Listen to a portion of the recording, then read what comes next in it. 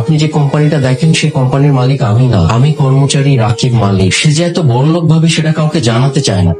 এটা তুমি কি করছো পিউ? তুমি জানো এটার দাম কত? ওর খালা অস্ট্রেলিয়া থেকে এটা পাঠিয়েছে, 1,00,000 টাকা দাম। হ্যাঁ বৌমা বাচ্চা মেয়ে ওকে এত কিছু বলছে কেন? ভাই আসো তুমি আমার কাছে। নাদিয়া, নাদিয়া, বলো, শুনতেছি। তুমি কি কোনো কারণে রাগ করছো? তো রাগ করবো না তো কি করবো?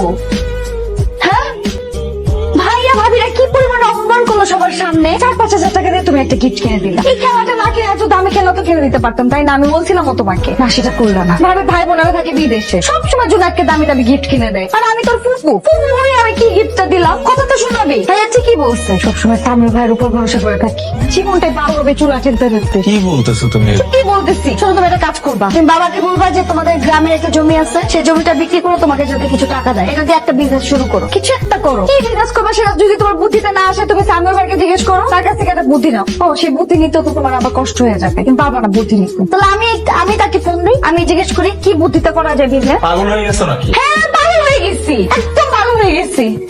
আমার মানুষের কথা শুনতে ভালো লাগে না। যখন প্রেম করতাম তখন কত কথা শোনাইছো আমাকে, যে নাদিয়া তোমাকে আমি কোনোদিন কোনো কষ্ট ফিল করতে দিব না, আমার দ্বারা তুমি সবসময় ভালো থাকবা, সবসময় আমি তোমাকে সুখে রাখবো। এই আমার সুখ, খুব সুখে সংসার করতেছি আমি। ও গেল আমার কুম্বাস।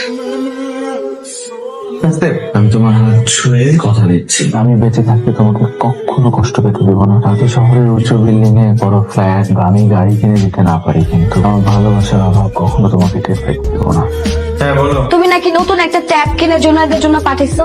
পাঠাইছি তো, কারণ কি হয়েছে? কি হয়েছে মানে? তুমি টাকা কোথায় পাইছো ট্যাব কেনার? আরে টাকা সামিল দিছে, কালকে ঘটনা শুনে ও খুব রাগ করছে, বললো যে খেলতে গিয়ে ভাসতে একটা জিনিস নষ্ট করে ফেলছে, এর জন্য এত কথা শোনার কি আছে। এটা ওর খুব খারাপ লাগছে। আমি জানতাম এটা সামিউল ভাইয়েরই কাজ হবে। তোমার বন্ধু ভাগ্য দেখলে যে কারো হিংসা হবে, কিন্তু এটা দুঃসংবাদ আছে। দুঃসংবাদ? ভাইয়া তো মহা বিপদে পড়ছে। ওই যে চায়না থেকে কি না কি ইম্পোর্ট করতে চাইছিল, এজন্য তো বাড়ি মর্গেজ লাগছিল। তারপর তো সব প্রোডাক্ট এই কাস্টমসে নাকি আটকে রাখছে, কন্টেনার নাকি কিচ্ছু বের করতে পারতেছে না। তুমি জানো 6 কোটি টাকা প্রোডাক্ট ছিল ওইখানে। তুমি বুঝতেছো ব্যাংক থেকে কত পরিমাণে প্রেসার আসবে? আমি শুনলাম ভাইয়ার নামে নাকি তারা মামলাও করতে পারে। মাম্মা মাম্মা কি হয়েছে মাম্মা? কি হয়েছে?